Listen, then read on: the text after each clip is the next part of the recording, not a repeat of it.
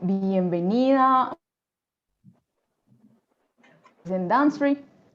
Estamos muy felices de tenerlos y tenerlas por acá. Les recordamos que esta clase de inglés va a estar grabada en nuestros canales de YouTube, en nuestro canal de YouTube, en nuestra página de Facebook. Pueden buscarnos como @dancefreeco y también pueden seguirnos como @dancefreeco en Facebook e Instagram. Los esperamos también, están cordialmente invitados a ingresar ahora a nuestra clase de inglés básico de 5 a 6 p.m. hora Colombia, y no siendo más, los dejo con la profesora Diana. Okay, hello, welcome everyone. We're happy to have you here again. For the ones who have been with us before, we hope you enjoyed the class. Thank you for coming and thank you for participating. So I am going to share with you what I have planned for today. Okay. Let's wait. For today's class, I wanted to share with you some vocabulary and expressions about living in the countryside.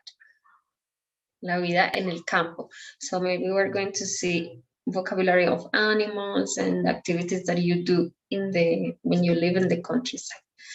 So let's go. Let's get into it. Okay, so I have here, it's like a person speaking about somebody else who lives in the countryside. So we are going to have like descriptions, okay?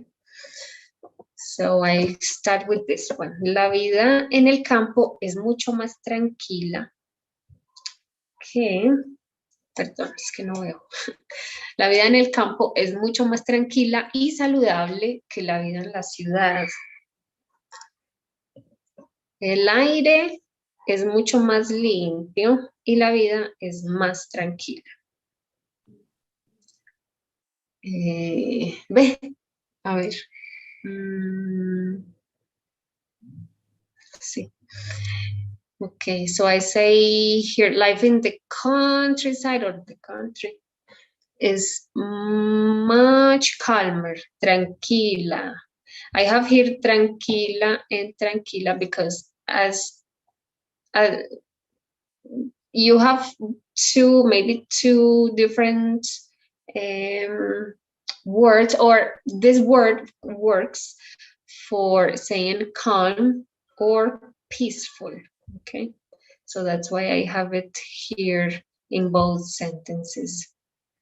Although we could say also here calmada, which is very similar to the word in English, calmada, mucho más calmada o mucho más tranquila. Y saludable, healthy, but we have here más, so it becomes healthier. Yes, más tranquila, calmer, más saludable, healthier. Que la vida en la ciudad, the life in the city. El aire, the air, is much cleaner, es mucho más limpio. Y la vida es más tranquila. And life is more peaceful. Okay, so we have here, I want to focus on the second sentence in the pronunciation of the word aire, aire. Because many times in English you tend to, when you have these two vowels together, AI, for example, in this word air, you combine them into just one pronunciation, but in Spanish, remember that that doesn't happen. We pronounce both vowels. We pronounce a, I. Aire, aire, okay, aire. And the accent is in a, in the first, right away in the first syllable, aire, aire. Limpio, again, we have I-O, and you have to pronounce both. yo, limpio. And here in tranquila, remember that QUI always in Spanish works as key, okay? Tranquila. Because in English you would say something tranquil. Does that word exist, right? So in English, in Spanish, it's always key, okay? I'm going to read them again so you can listen to my pronunciation, and you're welcome to either read or make questions. So I say, la vida en el campo es mucho más tranquila y saludable que la vida en la ciudad. So again, here I have two vowels, I, U, so I have to pronounce them both, ciudad. El aire es mucho más limpio y la vida es más tranquila. Okay, so it's your turn to read or make questions. La vida en el campo es mucho más tranquila y saludable que la vida en la ciudad. El aire es mucho más limpio y la vida es más tranquila. Sí, súper bien. Eso me gusta. Gracias. A ti. La vida en el campo es mucho más tranquila y saludable que la vida en la ciudad. El aire es mucho más limpio y la vida es más tranquila. Sí, eso me gusta mucho, Zorita. La vida en el campo es mucho más tranquila y saludable que la vida en la ciudad. El aire es mucho más limpio y la vida es más tranquila. Tranquila. For Tiffany, I would like you to start pronouncing the R when it sounds, in this case, for example, in tranquila, the R sounds like when you, it's called flap. When you do, for example, little or water, it's like tra. Tranquila. A little better, okay. Tranquila. Okay. So do you have any questions in these two phrases? Can you help me with that saludable? Saludable. O saludable? Sí. Saludable. Sí, yes. Súper bien. Yeah, I'll read it. Saludable, son 4 sílabas. Saludable. Saludable. La vida en el campo es mucho más tranquila y saludable que la vida en la ciudad. El aire es mucho más limpio y la vida es más tranquila. Sí. Bien. Esa, saludable. 4 sílabas. Saludable. Eso. Y en esta palabra limpio, this word which is an adjective, clean, but it's singular and it's masculine because we're talking about air, aire, and air in Spanish is masculine. There is something. This word, when it's an adjective, this one is limpio. So the accent is in the first syllable, limpio. Because if you put the accent in the end, it sounds like the verb limpiar in past. So when you say limpio, it means he cleaned or she cleaned. So if you change the accent in this word, it changes the meaning. Okay, so when it's this one, which is the adjective, you say it with the accent in the first one. Limpio. Limpio clean, to be clean. Limpió is the verb in past, conjugated in the third person singular. Ella limpió or él limpió. And when you write the verb in past, it has the tilde. So when you see it, it works. I mean, you know that it's not the verb. You can change. You can see whether it's the verb or the adjective because it has the tilde when it's the verb. So in here is lim.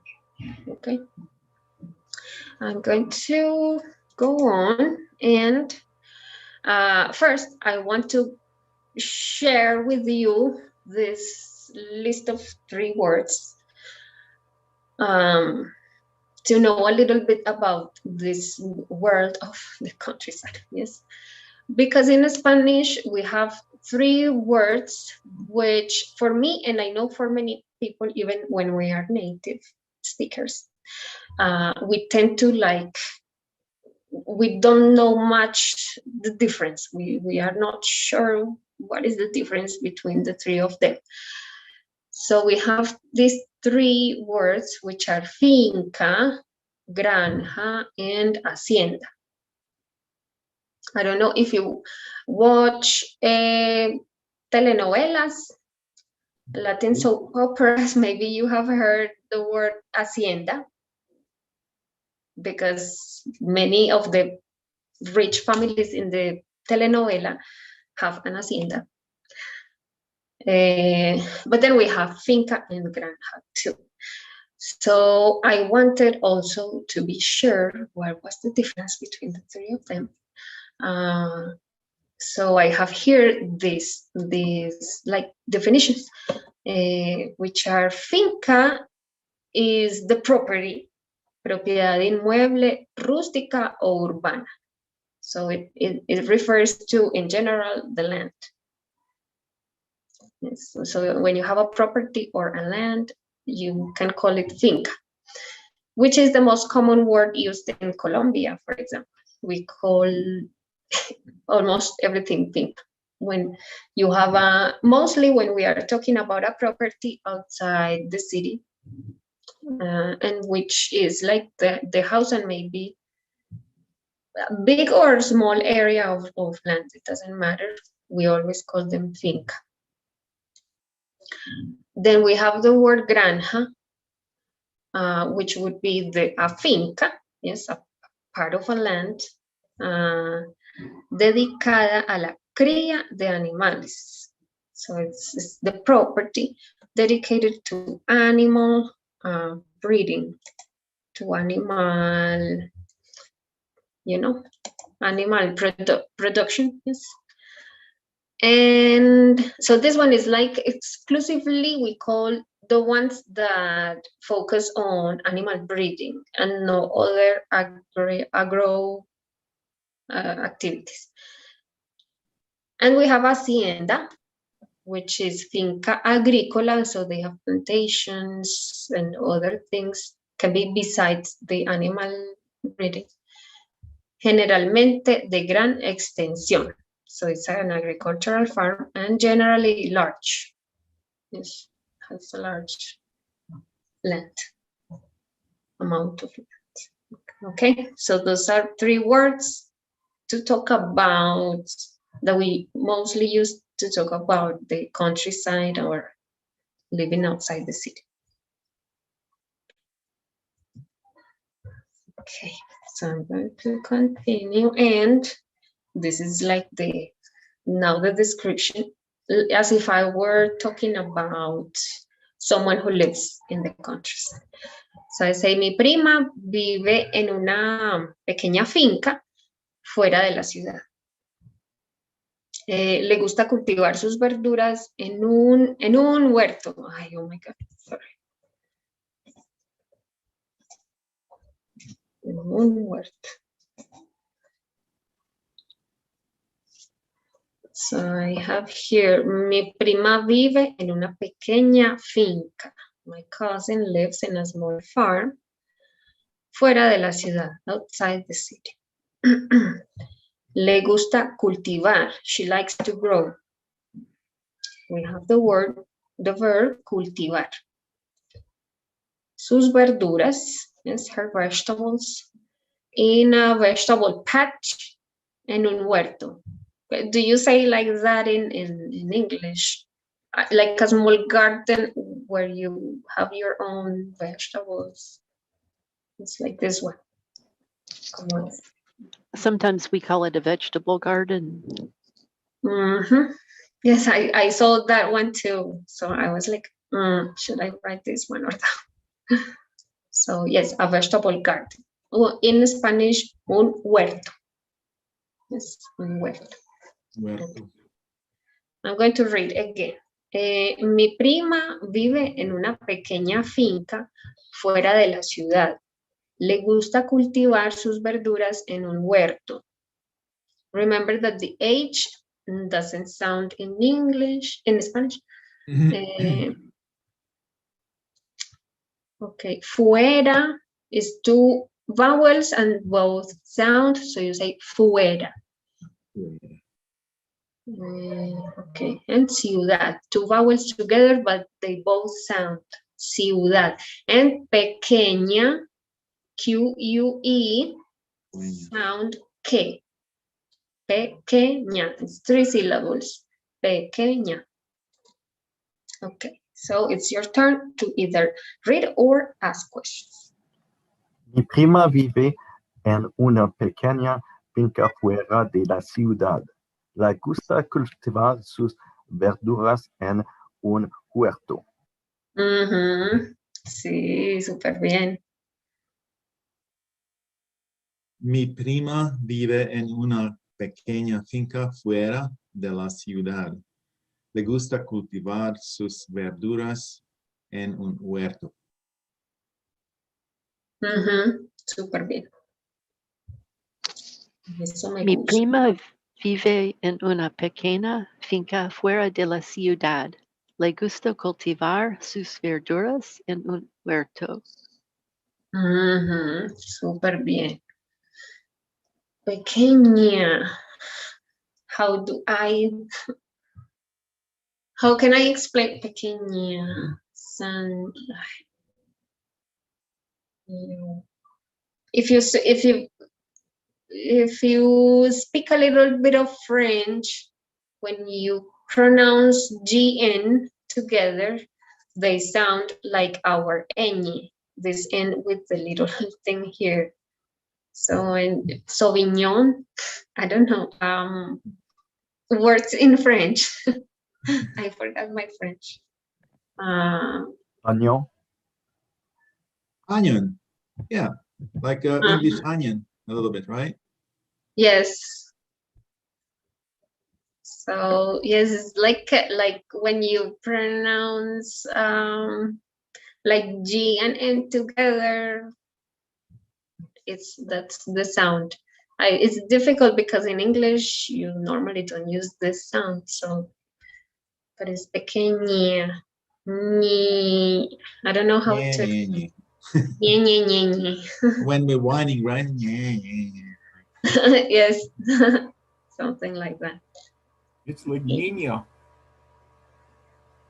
It's like Niña, like niña. niña, niña, like senior. Maybe when you say senior, but I don't know, it's not the same. But something like that. If you maybe know some words in French and you can pronounce that, it might help. Mignon. Oh, we use the filet mignon in our menu. Filet In mignon. English, Yes, filet. yeah, for Or the city, Avignon. Avignon. Yes, it's the same, it's exactly the same sound as the GN in French. Yes, okay, so let's continue. I have here, tiene pimientos, cebollas, lechugas y cilantro. Okay, tiene pimientos, which are the peppers, cebollas, onions. Lechugas, lettuce, which we use we have this word in plural. We use it in plural, lechugas. Y cilantro, very important in our Latin American cuisine. Cilantro. Todo con cilantro sabe mejor. Everything with coriander, with cilantro is better. Okay, so I have here la tomatera. Es una planta que necesita mucho sol y también agua. Por eso ella la riega constantemente. La tomatera es una planta. I have here la tomatera es una planta because we in Spanish have a word to call the tomato plant. We call it tomatera. Tomatera. So playful. Tomatera. Needs a lot of sun and also water. Sí, necesita mucho sol y también agua. Remember, agua, we pronounce UA like separated. Agua, agua. Por eso, that's why, por eso, ella la riega constantemente. In Spanish, we have a verb for watering a plant, because normally you water a plant. What else do you water? So we don't have, the word is not so similar to the word agua. We have another different name, another different word, which is regar. R-E-G-A-R, regar. And when you conjugate it, you put the I in between. So ella la riega. Yo riego, tú riegas. Yes. Regar. Regar plantas. To water. Actually, we have something similar in English too. At least in Southern California, everything is very dry, so we irrigate the land. Irrigate. Ah. Okay. Yes, it's more similar to regar. Irrigate. But we wouldn't probably say that for like a house plant. We would probably just say water it. But irrigation, maybe like for bigger plantations or. Right. So like on my property, I have irrigation everywhere because without it, things wouldn't grow. We have 2 weeks of rain or 1 week of rain a year. And that we would call irrigation system. Irrigation system. We, in fact, we have that word in Spanish too. Un sistema de irrigación. It's almost the same. Irrigación. But what you say, it's true. It's like a word for a bigger thing, for a big plantation or when you have this system. But just to water your plants at home or whatever is regar. Riega, regar. Okay. Diana, I have another more of advice on set. The B and V, they seem to be so alike when you pronounce them. Like for instance, Baile, it reminds me a little bit. I think Medellin has a town, Baile, no? Like Baile. So is there any difference between the hair, Baile, and that Baile when you pronounce it, even though you write it differently, V and B? The thing is that in Spanish, we do not tend to make the difference in the pronunciation. In the pronunciation, we don't make the difference between B and V. It's pretty soft. soft, right? Like sabor. Yes, bello. Yo tengo bello. It's, I would say it's the same. We say bello the town and bello the hair, or bello beautiful, bonito, vaca. All our V's sound the same. So sometimes yes, the only way that you can see it's different is when you write it. But anyway, the context will never, I mean, the context is the context. So it's no problem when maybe two words sound the same. It's not a big deal. Su bello es bello. Yes. Mi bello es bello. Sí, claro. Yes, it's true. And that's actually why when people from, whose native language is Spanish, and they try to pronounce well in English, those two letters are difficult for us because everything is ba. So we say very, vacation. I don't know if you have noticed that maybe, but yes, it's true. We say very, very beautiful. Both like very, very vacation. Yes, I always tell my students, my English students, please try to change that. I understand it's difficult because all the V's and P's for us are the same. It's true. Yes. Okay, so I'm going to read again. Tiene pimientos, cebollas, lechugas y cilantro. La tomatera es una planta que necesita mucho sol y también agua. Por eso ella la riega constantemente.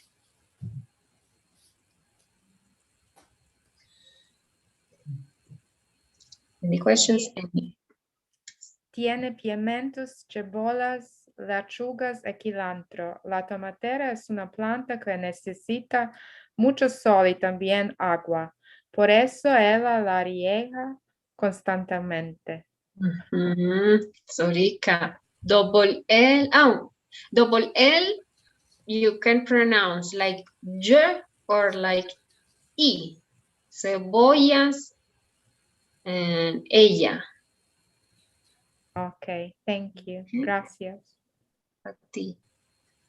Tiene pimientos, cebollas, lechugas y cilantro. La tomatera es una planta que necesita mucho sol y también agua. Por eso ella la riega constantemente. Súper bien. Dice constantemente 5. Oh, wow, ok. Constantemente. Súper bien. Wow. Ok, bueno, voy a continuar a la próxima. Ok, mi prima tiene 3 vacas y 3 caballos. Caballos, no cabello, sino caballo. Ella ordeña las vacas todos los días a las 5 de la mañana. Entonces, mi prima tiene 3 vacas. My cousin has 3 cows. Vaca, cow. Caballo, horse. Ordeñar is the verb for milking the animals. Cows, goats, las cabras. Ordeñar. Ordeña las vacas todos los días a las 5 de la mañana.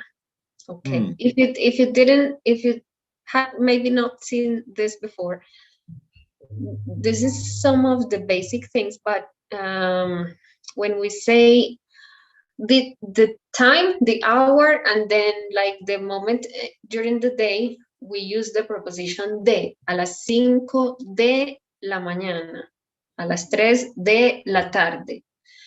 Whereas in English, mostly you say in 5 in the morning, yes, or 3 in the afternoon. You use in, but we use de, like of. 5 de la mañana. Okay. Any questions? Sí, a mí no parece que la vida en la finca es muy tranquila. Tengo que despertar a las 5 de la mañana. Gracias. Ay, sí, hay que madrugar. Madrugar. You know this verb in Spanish, madrugar. Sí, hay que madrugar, los Dios le ayuda. Al que madruga, sí, al que madruga, Dios le ayuda. Yes. Sí, I heard another one from actually Colombia. I really love this. Vacas flacas. Las vacas flacas. Sí. The rainy days in English, I guess, but not literally, but. Not literally, but it's the same idea. Las vacas flacas. We have las vacas flacas y las vacas gordas. Which is, yes, las vacas gordas también están. Are you sure they're not flaquitas and gorditas? We should change it for vacas flaquitas y vacas gorditas. But yes, we do have, I don't know if there is only one sentence in which both are together, but we do have that expression, las vacas flacas, the rainy days. But we call them las vacas flacas, the skinny cows. Not good times. And las vacas gordas, I don't know, the sunny days, I don't know if you have. The good times. The good times are vacas gordas, and the bad times are vacas flacas. Skinny cows and, I don't know, fatty cows. Okay, so I will read again so you can listen to my pronunciation, and I invite you to practice.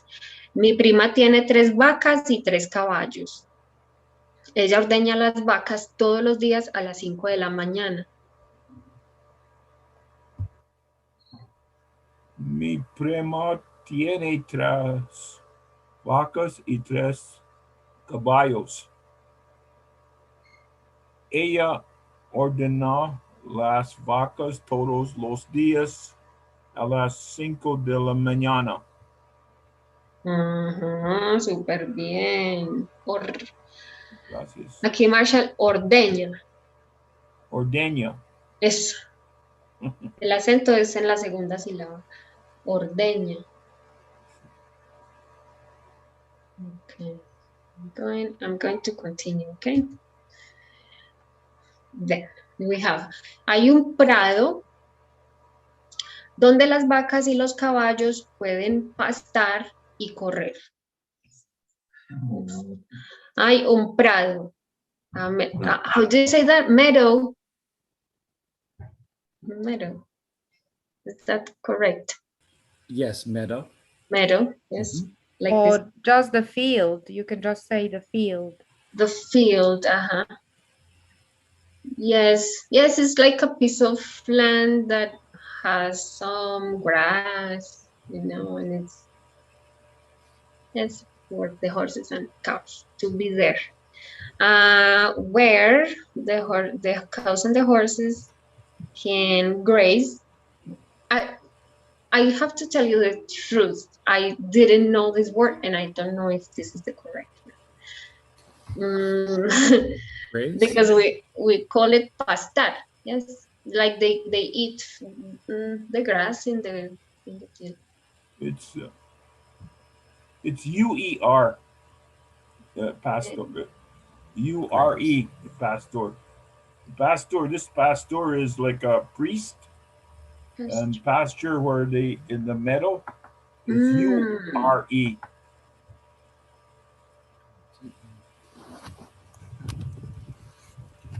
So I don't know if somebody can write it there. Well, I don't. It's the verb for when the cows and horses eat the grass in the field, in the meadow. We call. Isn't the grass like pasto or pasto? The grass. Pasto, yes, grass. So basically, they're grazing, sort of. Grazing. Yeah, there you go. So it's very similar. It's basically made a verb out of a noun, or the other way. They're related, right? But is this correct? Yes, I think so. Right. Yes, they eat the grass, they graze. Maybe the only thing I would probably add is that and run around instead of just run. And run around. It's fine that way too, I think. Okay, thank you so much. Graze and run.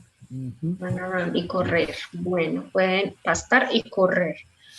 And then I have, cada vez que voy a visitar a mi prima, ensillamos los caballos y montamos en las tardes. Ay, qué rico. Sí.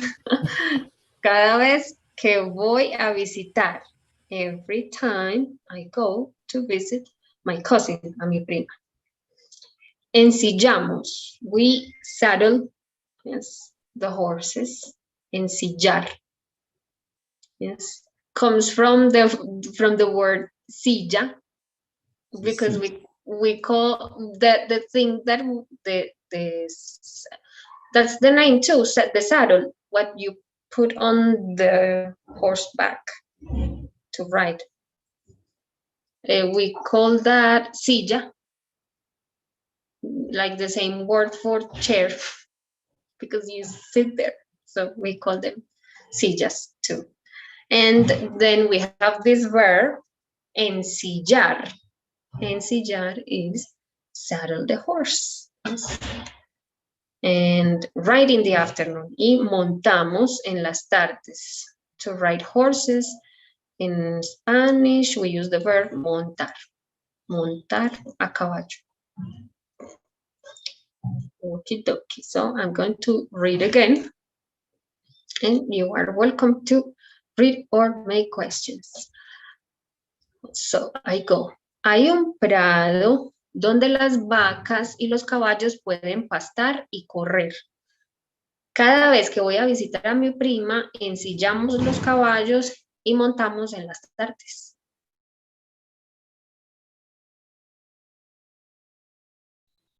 So I'm waiting for someone to practice.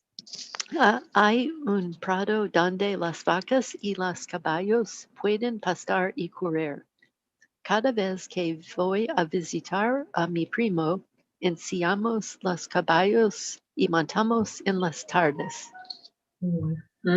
Sí, eso, Tiffany. Hay un prado donde las vacas gordas y los caballos pueden pastar y correr. Cada vez que voy a visitar a mi prima, ensillamos a los caballos y montamos en las tardes. We wouldn't say montar for motorcycle or bicycle, right? Montar for bicycle, montar bicicleta, sí. Montar una moto, no. Manejar. We have the word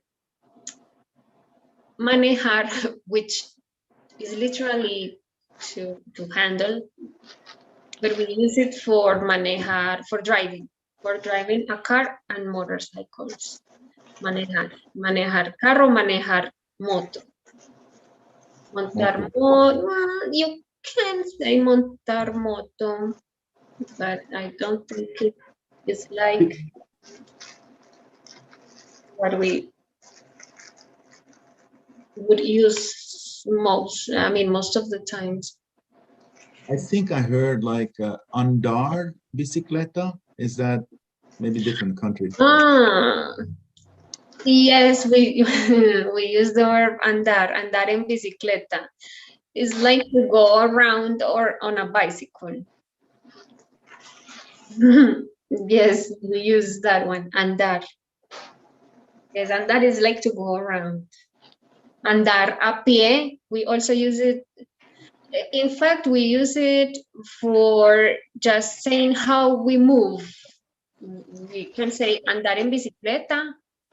We can say andar a pie. It would be like to go by walking. I don't know, yes, andar caminando, andar a pie, andar en carro, andar en bus, like the way we move around. So it works for every way that we move around. Andar. Gracias. A ti. Okay, I'm going to continue. Ya fuimos a montar a caballo, mejor dicho. Las vacas y los caballos duermen y comen en el establo. Y aquí, entre paréntesis, pongo pesebrera en Colombia. En Colombia, we have this word, pesebrera. Pesebrera. Pesebrera. Pesebrera. There is also a word called caballeriza, which comes like from caballo. That one is more specific for when it's like one of those places where they have only horses, and so those are called caballerizas. But in general, the place where animals live and maybe sleep, and that we call establo. And the person who is a gentleman is called a caballero. Caballero, uh-huh. That comes from the horse too, somehow? Yes, well, it comes from, it's like, I have to tell you like the story, but it's simple. We have caballo. So the men in the ancient times who were on horses and, you know, like fighting for their country and all of that are called caballeros. For in English it would be knights. Oh, okay. But we have the word caballeros. And so since they had this high status, we took that word caballero from the soldiers that went to fight on their horses, and we took that to caballeros, which are like gentlemen, which are men who are like, you know, like have high status and are very educated. And yes, I don't know why, but we took that from those caballeros. So you that's know, why caballero is a gentleman.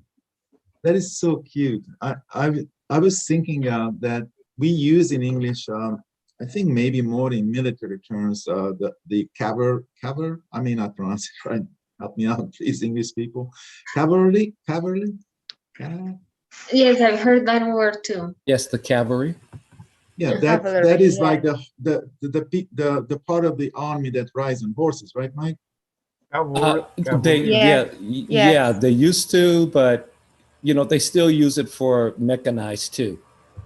Yeah, they're called the cavalry though. Yeah. I have a feeling that both words has to do something with have to do with Latin, and they seem to be similar. Yes, they are very similar. Yes, that's why. Yes, from there you have caballero. In English, when you need help really seriously, they'll say, We're going to call in the cavalry. Calvary. Ah, yes. Yeah. Yeah, Call in the yes. cavalry. For us too, we say llamar caballería. Well, it's not that common. We say llamar refuerzos.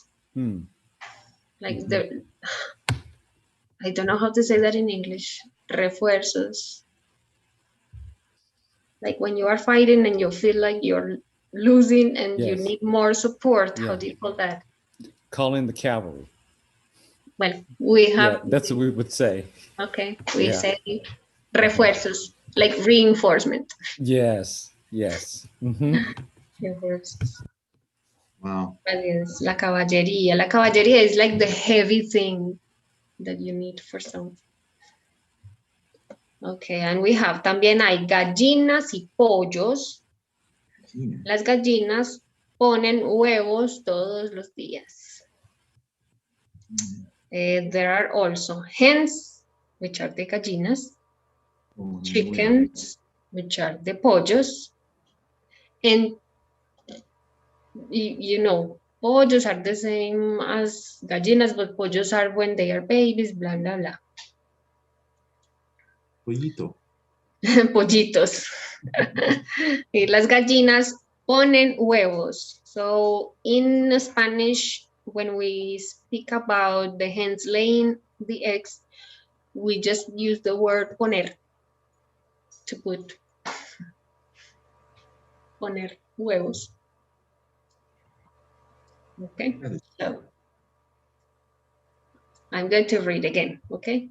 Las vacas y los caballos duermen y comen en el establo. También hay gallinas y pollos. Las gallinas ponen huevos todos los días.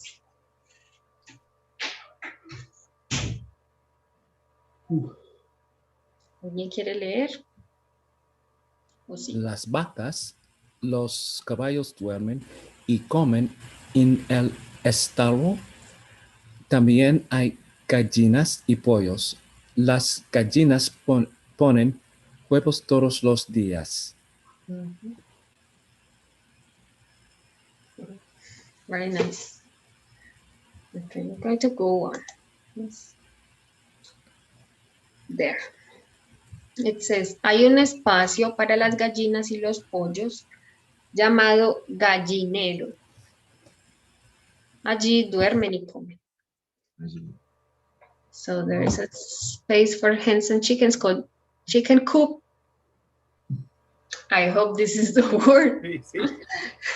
Correcto. I feel like I am doing a master's degree in English. Yes, very good. I mean, I don't normally use those kinds of words in English. That's the right So word. we call gallinero. Gallinero. They sleep and eat there.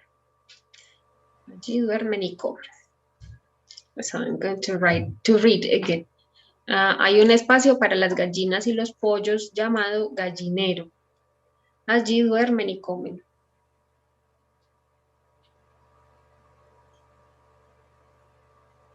Would somebody like to read?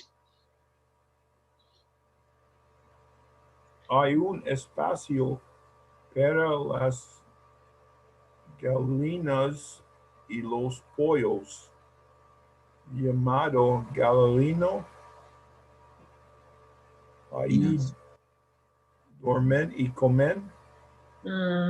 Duermen y comen. Aquí habían muchas doble L's. Double L's. Double L's. Two options. You can say y or you can say y. So you can say gallinas, pollos, llamado, gallinero, allí. It's like y, allí. Or y, gallinas, pollos. If you come to Colombia, you will sound like a Colombian person if you say gallinas, pollos, gallinero, llamado, allí. Yes. That's Colombian. I want to sound like Colombian.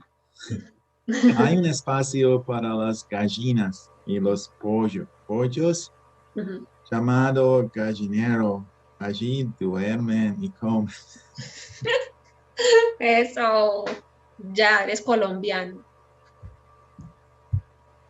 More work to do on this though, for sure. Sí. Yo también.